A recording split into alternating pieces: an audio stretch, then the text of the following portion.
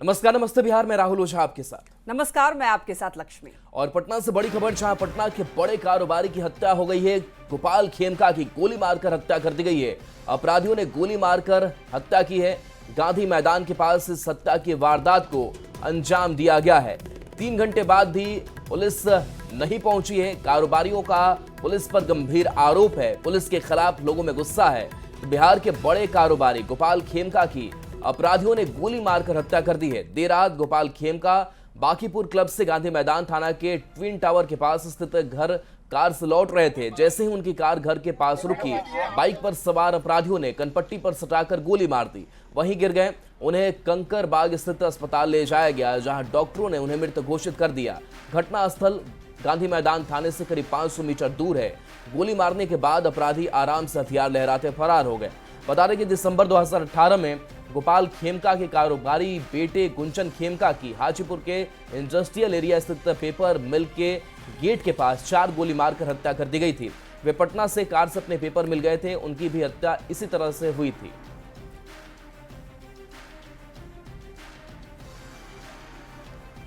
क्या घटना हुई? 4 तारीख की रात में 11 बजे के आसपास गांधी मैदान के साउथ एरिया में यह सूचना मिली है कि अपार्टमेंट के सामने जो बिजनेसमैन है गोपाल खेमका जी, उनको चोट लगने से गोली लगने से मृत्यु हो गई है। जैसे इसकी सूचना पुलिस को मिली है हॉस्पिटल में, तो वहाँ पे पुलिस पहुँच गई थी। यहाँ पे सीन को सिक्योर किया गया है और बाकी की जाँच पड़ताल की जा रही है। कैमरा से इत्यादि खंगाले जा रहे हैं और बाकी की कार्रवाई आगे की जाएगी। घटना से कितनी गोली मिली? एक गोली और एक खोखा बरामद हुआ है, जिसको विधिवत जब्त किया जा रहा है। तो गोली की आवाज सुनने के बाद उनके बेटे बहू उनको उठा करके मेडिवर्सल ले गए हैं। उसके बाद तमाम रिश्तेदार वहां पहुंचने के बाद पुलिस को खबर की गई है और हम लोगों ने ही थाने को इन्फॉर्म किया। तो कंकरबाग या जो भी उसके सराउंडिंग का थाना है वो आया है, उसने भी फ्लैश किया है। उसके बाद गांधी मैदान थाना 1:33 पे मेडिवर्सल में पहुंचा है। कोई सीनियर नहीं पहुंचे हैं, न सिटी एसपी न एसपी, कुछ नहीं। 2:30 बजे सिटी एसपी आई हैं यहाँ पे हमारे घर के बाहर। कोई इनके पास में कोई कुछ नहीं है। हमने ही बताया, मैडम देखिए वहाँ गोली लगी है, वहाँ गोली का खोखा पड़ा है। तो इन लोगों ने रोड पे से उठा के ईंटा और बांस से उसको घेरा है। इनके पास कुछ भी नहीं है, कोई संसाधन नहीं, कोई सामान नहीं। क्राइम सीन को ये लोग कहीं पे उसको कुछ कर सके, इन्वेस्टिगेट कर सके। इससे बड़ा कौन है समाज के लिए सोचने वाला? ताज जिंदगी इसने बिता दी समाज के लिए, ताज जिंदगी बिता दी सरकार के लिए। जब सरकार संकट में होता है, कभी उसकी सरकार आती है तब खड़ा हो जाता है, जब इसकी सरकार थी तब खड़ा हो गया। क्या है भाई? 100 मीटर पर थाना है, 100 मीटर पर एसपी की कोठी है, 50 मीटर पर डीएम की कोठी है। उसके बाद 6-6, 4-4 गोली अपराधी मार देता है। सर, हम तो कह रहे हैं कि अपराधी और माफिया दलाल और शराब माफिया और जमीन माफिया, सर जो सरकार, जो पुलिस 4 किलोमीटर मैरीन ड्राइव को सुरक्षित नहीं रख सकता, वो सर बिहार को सुरक्षित कैसे रखेगा? और संजय हमारे साथ न्यूज 18 संवाददाता जुड़ गए हैं। संजय, इस हत्या के बाद से पुलिस प्रशासन पर भी कई सवाल खड़े हो रहे हैं कि आखिर 3 घंटे बीत जाते हैं, पुलिस पहुंचती नहीं है। थाने से 500 मीटर की दूरी पर इस हत्याकांड को अंजाम दिया जाता है। क्या पूरी घटनाक्रम सामने आई और अब तक की कार्रवाई क्या पुलिस की? देखिए, पुलिस का लैप्सेस तो है, लेकिन मैं आपको बता दूं राहुल, ये सबसे बड़ी घटना है। राजधानी पटना के लिहाज से इसको नहीं देखना चाहिए। बिहार के बड़े बिजनेसमैन है, गोपाल खेमका कोई मामूली नाम नहीं है। और 2018 में इनके बेटे की हत्या कर दी गई थी गुंजन खेमका की हाजीपुर इंडस्ट्रियल एरिया में, जब वो अपनी फैक्ट्री पर पहुंचे थे। और बेटे के बाद अब बाप को अपराधियों ने मौत के घाट उतार दिया है। काफी नाराज है व्यवसायिक तबका जो है, वो काफी नाराज है। देर रात तकरीबन 11:30 और 11:45 के बीच की घटना है। उस समय वो बांकीपुर क्लब से लौटे थे। रोज की तरह उनका ड्राइवर उनके साथ नहीं था और वो खुद अकेले ड्राइव करके गाड़ी लाए थे। और ठीक ट्विन टावर जो है पटना में गांधी मैदान इलाका, आप समझ सकते हैं कितना पॉश इलाका है।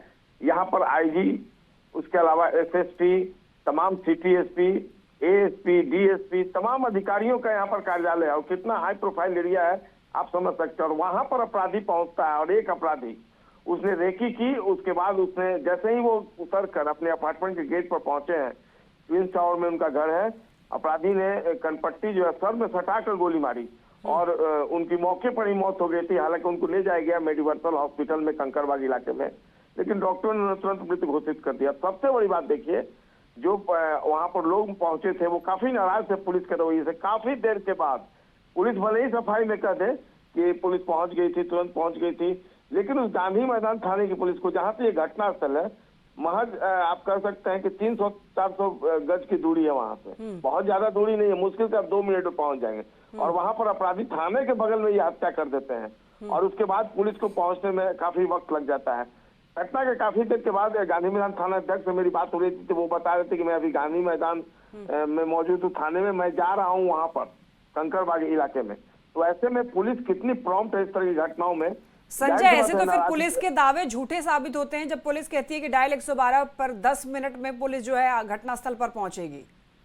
देखिए ना, आप अगर बाइक चलाएं तो वो पुलिस गश्ती पर भी सवाल उठाते नजर आ रहे हैं। जो कारोबारी है, जो उनके परिजन है, वो कह रहे हैं कि बताइए, थाने के बगल में हत्या हो गई, वहां पर पुलिस गश्ती नहीं थी, आखिर पुलिस क्या कर रही थी?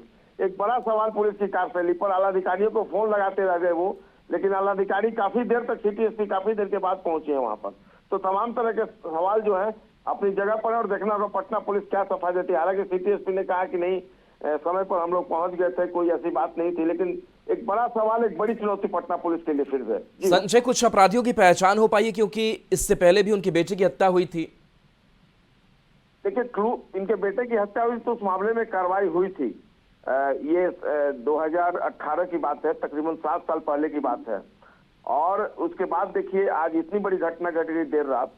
फिलहाल पुलिस जो है बहुत कुछ बताना नहीं चाह रही है। वो क्लू और अनुसंधान का दावा कर रही है कि जो क्लू मिला उससे पुलिस इन्वेस्टिगेट कर रही है और जल्दी इस पूरे मामले में कार्रवाई की जाएगी। लेकिन एक बहुत बड़ा सवाल उठ गया है कि थाने के बगल में, और गांधी मैदान थाना पटना का कह सकते हैं कि हाई प्रोफाइल थाना है, जहां पर हर वक्त वीआईपी ड्यूटी लगी रहती है। और वहां पर किस तरह की पुलिस गश्ती होती है कि अपराधी आते हैं और घर के पास, जो गोपाल खेमका का मर्डर हुआ, इनके घर के पास इनका मर्डर हुआ और वहां पर अपराधी गोली मारकर चले जाते हैं और उनकी मौत हो जाती है।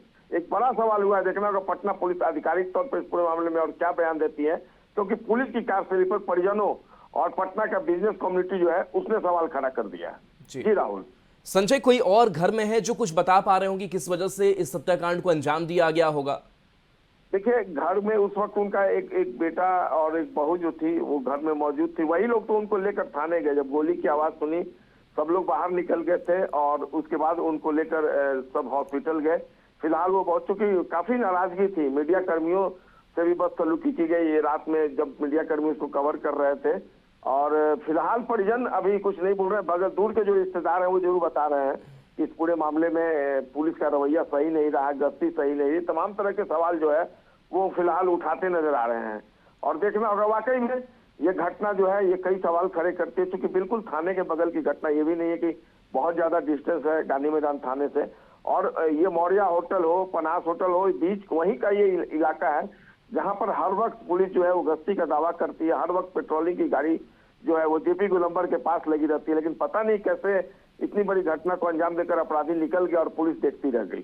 जी संजय, पप्पू यादव भी मौके पर पहुंचे, सवाल उठा रहे लॉ एंड ऑर्डर पर। क्या और भी विपक्ष की तरफ से कुछ प्रेशर डाला जा रहा है? देखिए, राजनीति अपनी जगह पर है। पप्पू यादव पहुंचे, ठीक है। पप्पू यादव अमूमन इस तरह की घटनाओं में पहुंचते हैं, वो सवाल खड़े कर रहे हैं पटना पुलिस की कार्यशैली पर, राज्य की विधि व्यवस्था पर। ये बात अपनी जगह पर, लेकिन सबसे पहले हमको बिजनेस कम्युनिटी के कॉन्टेक्स्ट में देखना होगा कि अगर इस तरीके से कारोबारी, एक बड़े कारोबारी हैं और इनको अगर अपराधी टारगेट कर लेते हैं तो एक बार फिर से वही माहौल कायम होगा, खौफ का माहौल कायम होगा। जो बिजनेसमैन है वो डरेंगे। और यही तस्वीर रात में देखने को मिल रही थी जब उस वक्त हम लोग मौजूद थे मेडिवर्सल हॉस्पिटल में, तो वहाँ यही तस्वीर देख रही थी। काफी चलिए संजय, आपके पास आएंगे। एजाज अहमद आरजेडी के प्रवक्ता हमारे साथ जुड़े हुए हैं। एजाज जी, जिस तरीके से इस घटना को अंजाम दिया गया है, थाने से महज कुछ ही मीटर की दूरी हो, 3 घंटे की देरी हो, क्या कहेंगे? देखिए, पूरी तरह से बिहार में लॉ एंड ऑर्डर की स्थिति चरमरा गई है। बिहार में सरकार दिख नहीं रही है। सरकार का एक बाल समाप्त हो गया है। सरकार के स्तर से अपराध अपराधियों पर कार्रवाई की दिशा में गंभीरता नहीं दिखाई जा रही है।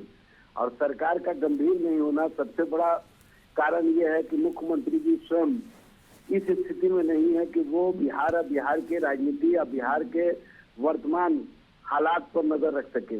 उनके इर्द गिर्द वाले पूरी तरह से उनको कहीं ना कहीं घेर रखे हैं और उनको पता भी नहीं चलने देते हैं कि बिहार की क्या स्थिति है। बिहार के वर्तमान हालत के लिए भारतीय जनता पार्टी और नीतीश जी वाले कहीं ना कहीं अपने सत्ता के लिए, राजनीतिक स्वार्थ के लिए, राजनीतिक हित के लिए इस तरह के कार्यों में संलिप्त हैं और इस तरह के कार्यों को बढ़ावा दे रहे हैं। जी, क्या लग रहा है कि व्यवसायी वर्गों में जिस तरीके से अब दहशत है कि वो बिजनेस नहीं कर पा रहे हैं, ये भी एक बड़ा ड्रॉबैक है बिहार के लिए? देखिए, व्यवसाय ही नहीं, पूरे बिहार में जिस तरह की स्थिति, आप कल ही सीवान में 3 लोगों की हत्या हुई और 3 लोग गंभीर रूप से घायल हैं।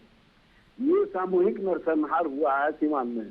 और रात होते होते पटना के सबसे पौष इलाके गांधी मैदान थाना अंतर्गत, गांधी मैदान से थाना से करीब 100 गज की दूरी पर इस तरह का हत्या होना और इस तरह से लापरवाही दिखना, ये स्पष्ट करता है कि बिहार में वर्तमान सरकार अब लॉ एंड ऑर्डर के तरफ कम ध्यान दे रही है। बिहार की सरकार इस स्थिति में भी नहीं है कि वो इन मामलों पर नजर रख सके। सिर्फ और सिर्फ उसका ध्यान यह है कि 2025 के चुनाव से पहले हम कैसे जोड़ तोड़ करें, कैसे हम सत्ता हासिल करें, कैसे हम तेजस्वी जी को कॉर्नर करके अपना राजनीतिक हिस्सा दें। इसी में आप देख रहे हैं कि वोटबंदी का अभियान अभी चल रहा है। अभी पूरे बिहार की जनता त्राही त्राही कर रही है अपने कागजात को खोजने के लिए, अपने कागजात को कहीं ना कहीं जो उनको चाहिए था वो चीज नहीं हो रहा है, उनके हितों के लिए कोई काम नहीं हो रहे हैं, उनको अपराध से बचाने का कोई उपाय नहीं हो रहा है, उनको छोड़ दिया गया है उनके रामो कर्म पर। बिहार की जनता अपने ही रामो कर्म पर जी रही है और सरकार पूरी तरह से मस्त है, ये स्पष्ट रूप से दिख रहा है।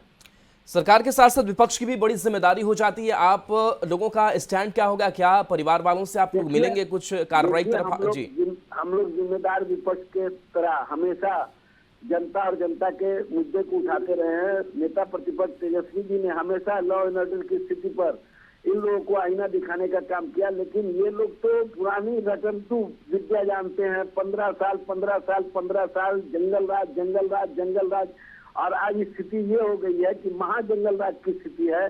और 20 सालों में जिस तरह से हत्याओं का दौर चल रहा है, 2025 तो ऐसा लगता है कि हत्याओं के लिए ही जीना जाएगा, हत्याओं के लिए ही जाना जाएगा। और हत्यारे आराम से हत्या करके निकल जाते हैं, क्योंकि उनके दिमाग में एक बात है कि सैया भय कोतवाल तो अब डर काहेगा। चलिए, बन रही आजाद जी, प्रेम रंजन पटेल जी भी हमारे साथ, बीजेपी के प्रवक्ता जुड़े हुए हैं। प्रेम रंजन पटेल जी, दावे तो जरूर किए जा रहे हैं कि पुलिस दुरुस्त है, काम कर रही है, लेकिन ये बड़ा सवाल खड़ा हो जाता है कि 500 मीटर की दूरी पर इस घटना को अंजाम दिया जाता है और 500 मीटर की दूरी तय करने में पुलिस को 3 घंटे लग जाते हैं। देखिए, घटना तो दुखद है, बहुत ही खेदजनक है, लेकिन प्रशासन की किस निष्क्रियता के कारण जो है ये घटना हुई है, अब इसकी जांच पहले की जाएगी। लेकिन अपराधियों को पकड़ना ये प्रशासन के लिए जो है चुनौती है कि कैसे जो है शहर के अंदर में इस प्रकार से जो है घटनाओं को अंजाम दे। प्रशासन तो मुस्तैदी से काम कर रही है, लेकिन उसके बावजूद अपराधियों का मनोबल इस प्रकार से बढ़ रहा है। अपराधियों के खिलाफ लगातार कार्रवाई हो रही है और हम इतना कह सकते हैं कि अपराधियों को किसी कीमत पर छोड़ा नहीं जाएगा। कोई भी अपराधी हो, कैसा भी अपराधियों को पकड़ना तो बाद की बात है प्रेम रंजन जी। पहले तो घटनास्थल पर पहुंचना पुलिस प्रशासन का पहली प्राथमिकता होनी चाहिए, लेकिन वो 3 घंटे बाद पहुंचते हैं। बताया जा रहा है कि बहुत बार कॉल किया गया उनको, लेकिन कोई रिस्पॉन्स नहीं। ऐसा क्यों? ये ढुलमुल रवैया क्यों पुलिस प्रशासन का? नहीं, ये खेदजनक विषय है। अब इसकी जांच की जाएगी, पहले तो अपराधी को पकड़ा जाए, उसके बाद जो है कि प्रशासन और पुलिस के अधिकारी, जब पास में ही सारे अधिकारी रहते हैं और किस वजह से, किस कारण से लगातार जब फोन करने के बावजूद वो नहीं पहुंच सके हैं, तो कौन सो व्यक्ति जो है इसके लिए दोषी है। तो वैसे लोगों को चिन्हित कर करके उस पर कार्रवाई की जाएगी। लेकिन अभी सबसे बड़ी है कि अपराधियों को पकड़ना और अपराधियों का खौफ को समाप्त करना, उन अपराधियों को सजा कैसे मिल सके कड़ी से कड़ी, इस बात की जो है अभी जो है की जा रही है। एजाज जी, प्रेम रंजन पटेल जी कह रहे हैं कि हम खेद व्यक्त करते हैं। क्या खेद बस व्यक्त कर देने भर से हो जाता है? देखिए, भारतीय जनता पार्टी, जनता दल या एनडीए के लोग सिर्फ और सिर्फ थोथी दलीलों के सहारे आम जन को छोड़े हुए हैं। ये जो पुलिस प्रशासन पर सरकार का खौफ दिखना चाहिए वो नहीं करते हैं, बल्कि पुलिस प्रशासन को ही कहीं ना कहीं अपराधियों का खौफ दिखाने का काम करते हैं और अपराधियों को अपने अनुसार काम करने की छूट दे रखे हैं, जिस कारण पुलिस के मनोबल को गिराने का काम किया जाता है। उनके जो इकबाल है उनको समाप्त करने की दिशा में सरकार के लोग कहीं ना कहीं उस भूमिका में लग जाते हैं कि पुलिस और पुलिस के लोग उन अपराधियों को नहीं पकड़े जो सत्तारूढ़ के करीब हो। सत्ता में बैठे हुए लोग अपराधियों को महिमा मंडित कर रहे हैं, अपराधियों को आगे बढ़ा रहे हैं। अपराधियों के सहारे ये बिहार में शासन और प्रशासन को कहीं ना कहीं अपनी स्थिति अपने अनुसार जिनको चाहते हैं ये कार्रवाई करवाते हैं, जिनको नहीं चाहते हैं कार्रवाई नहीं होती है। ये स्पष्ट रूप से दिखता है, ये आप बताने की आवश्यकता नहीं है। कल तक ये कहते थे न किसी को फंसाते हैं न किसी को बचाते हैं, लेकिन साबित हो गया कि ये अपने अनुसार किसी को फंसाते भी हैं और अपने राजनीतिक हित में किसी को बचाते भी हैं जी। ये इनका दृष्टि है, ये इनकी सोच है और इसी दृष्टि और इसी सोच के तहत ये अपराधियों पर कार्रवाई की दिशा में गंभीरता नहीं दिखाते हैं। क्यों गंभीर होंगे जब इनको सत्ता में बैठ करके सारी सुविधाएं मिल रही हैं, तो ये क्यों अपने आप को मतलब जो है उस तरह की स्थिति परिस्थिति में ले जाने का काम करेंगे कि जनता। चलिए बिल्कुल एजाज जी आपके पास आएंगे। राजेश राठौर भी हमारे साथ कांग्रेस के प्रवक्ता जुड़े हैं। राजेश राठौर जी, ये बड़ा सवाल खड़ा हो रहा है लॉ एंड ऑर्डर पर, इस सरकार पर भी कि आखिर ऐसी घटनाओं को अंजाम दे दिया जा रहा है। पुलिस भी लेट से पहुंचती है, पुलिस की कार्यशैली भी फेल्योर साबित हुई है। देखिए, चिंता की बात यह है कि इस सरकार में हम लॉ एंड ऑर्डर की चर्चा कर ही नहीं सकते। एक रट लगाया रहता है, न किसी को फंसाते हैं न किसी को बचाते हैं। कानून अपना काम कर रहा है, न्याय अपना काम कर रहा है। नीतीश कुमार अब साथ में चले गए हैं, सरकार चला कौन रहा है बड़ा विषय बनता है। उनका साहब घर में इससे पहले भी 2018 में हत्याएं हो गई थी उनके पुत्र का। उनकी सुरक्षा की गारंटी किसके पास थी? सरकार क्या उनको अंगरक्षक दे रखा था या नहीं? सवाल बड़े उठते हैं क्योंकि ये सरकार एकदम गुंडा राज बना दिया है बिहार को। पहले बिहार में अपराधी रहते थे, अब अपराधियों के बीच में बिहार रह रहा है। इसकी सारी जिम्मेदारी नीतीश कुमार को लेनी चाहिए और अपनी निर्लजता से बाहर निकल के उनको गृह मंत्रालय से त्याग पत्र दे देना चाहिए। किसी नौजवान और बेहतर व्यक्ति को गृह मंत्री बनाना चाहिए। उत्तर की तरह गृह मंत्री पकड़े हुआ है पिछले 20 साल से, और 20 साल से अपराध का ग्राफ 223% बढ़ गया है। हत्या, लूट, बलात्कार दिन दहाड़े हो रहा है। खेमका साहब के पुत्र की हत्या 2018 में हुई थी। क्या उस परिवार की सुरक्षा की जिम्मेदारी किसकी थी? विपक्ष की या सरकार की? अगर सरकार उनको सुरक्षा नहीं दिया है तो सीधा सवाल है कि सरकार ने हत्या कराया है। इस गुंडा राज में सरकार के संरक्षण में उनकी हत्या हुई है।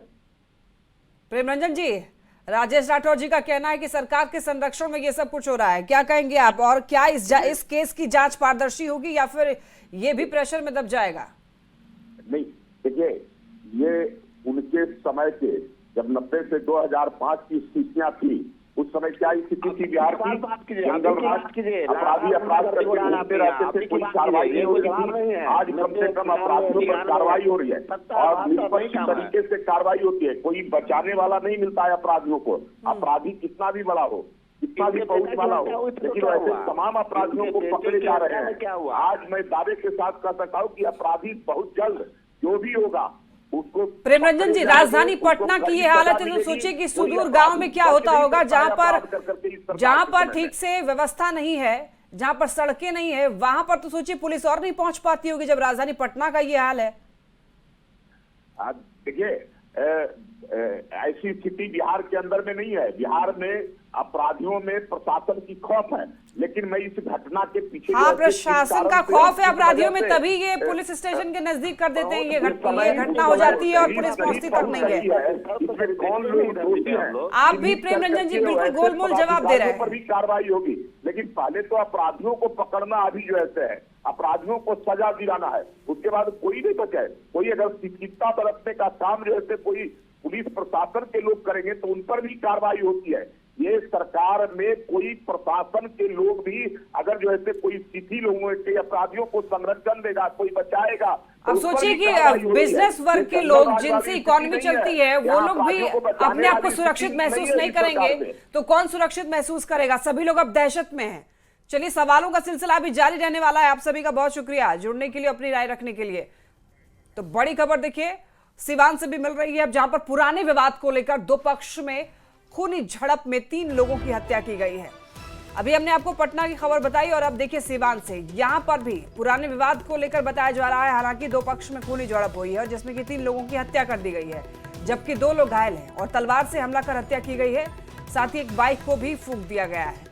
ये घटना भगवानपुर हाट थाना के मलबलिया ओवर ब्रिज की है। 3 लोगों की हत्या मामले में प्रशासन ने एक्शन लिया है। काम में लापरवाही को लेकर भगवानपुर थाना प्रभारी सुजीत कुमार को सस्पेंड कर दिया गया है।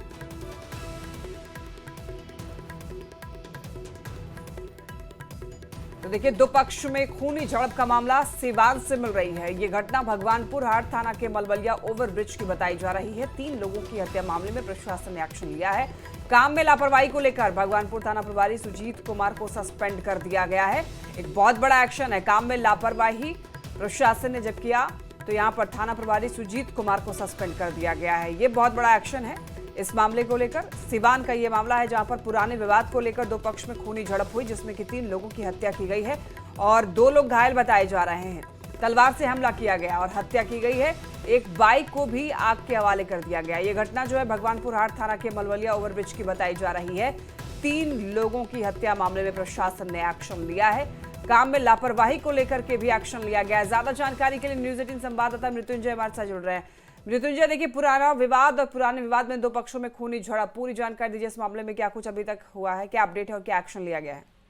जी, भगवानपुर थाना हाट क्षेत्र के मलबलिया के पास की घटना है जहां 3 लोगों की हत्या हुई है, वहीं 2 लोग गंभीर रूप से घायल है। मामला सामने आने के बाद लोग आक्रोशित हो गए और पुलिस पर पूरी तरह से आरोप लगा रहे हैं। उन लोगों को साफ तौर पे कहना था कि पुलिस की लापरवाही से यह घटना घटी है। हालांकि वहां पे बीती रात डीआईजी और कई थाने के पुलिस सिवान एसपी पहुंच मामले की जांच में जुट गए हैं लोग। स्थिति पूरी तरह से सामान्य है। छावनी में पूरा गाँव तब्दील कर दिया गया है। वहीं थाना प्रभारी जो सुजीत कुमार है उनको सस्पेंड कर दिया गया है।